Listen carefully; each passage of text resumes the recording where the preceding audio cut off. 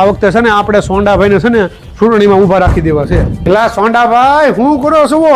એલા હું તો નૈરો ભાઈ હું કરું જોવો ને આમાં તારે આથે ચૂંટણી આવી ને તમે હું આયા હુવો છો? એલા ભાઈ ચૂંટણી તો વરહો વરે આવે તે હું આપણે હું નહીં ભાઈ ઈ બધું જે હોય ઈ પણ તમને આ વખતે અમારે ફોર્મ ભરાવાનું છે. એ બધું ભાઈ રહેવા જો મારે છે ને હવે મારું મોઢું છે ને કાળું નથી કરવું. 2 વાર તમે બધા માથે રહીને મને હરવો અને આયા આ હાથ જેટલો મને લેણામાં ઉતારી દીધો લેણામાં. હવે મારે એવું કરવું નથી ભાઈ. સોંડાભાઈ તમારી ગામમાં કેટલી વેલ્યુ, તમારે જેવું થોડો કોઈ ગામમાં કામ કરે એવું છે?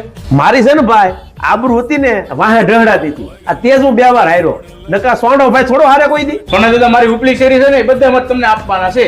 તું મારા બાપ છે ને જમારે છે અને તારું ગુંદરિયા તારું મોઢું જોઈને કોણ મને મત આપે?